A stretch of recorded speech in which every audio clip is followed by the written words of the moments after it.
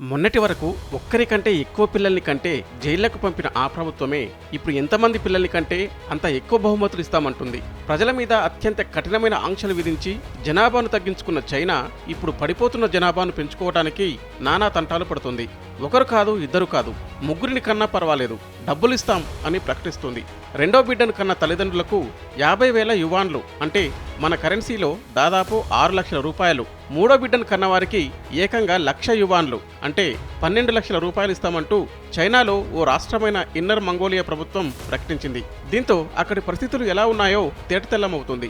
ఇదే బాటలో పలు స్థానిక ప్రభుత్వాలు పిల్లల్ని కనే జంటలకు నగదు ప్రోత్సాహకాలు, గృహ నిర్మాణానికి సబ్సిడీలను ప్రకటించాయి. తాజాగా అక్కడి కేంద్ర ప్రభుత్వం కూడా ఈ దిశగా యోచిస్తున్నట్లుగా తెలుస్తుంది. పుట్టే ప్రతి శిశువుకు ఏటా 3,600 యువాన్లు అంటే భారత కరెన్సీలో దాదాపు 43,000 రూపాయల చొప్పున 3 ఏళ్ల పాటు ఆ శిశువు తల్లిదండ్రులకు ఇచ్చే పథకంపై కసరత్తు చేస్తున్నట్లు తెలుస్తుంది. ఈ ఏడాది జనవరి 1వ తేదీన ఆ తర్వాత పుట్టిన శిశువులకు దీనిని వర్తింపజేయనున్నట్లు ప్రభుత్వ వర్గాలు పేర్కొన్నాయి. జననాలు తగ్గటంతో చైనాలో వృద్ధుల సంఖ్య పెరిగిపోతుంది. ఉద్యోగాలు, పనులు చేయగల వయస్కుల సంఖ్య క్రమేణా తగ్గుతుంది. ప్రపంచంలో రెండో అతిపెద్ద ఆర్థిక వ్యవస్థగా ఉన్న చైనాకు ఇది తీవ్ర నష్టదాయక పరిణామం. ఇదే పరిస్థితి కొనసాగితే 2100 నాటికి చైనా జనాభా ఏకంగా 80 కోట్లకు పడిపోతుందని ఐక్యరాజ్య సమితి అంచనా వేసింది.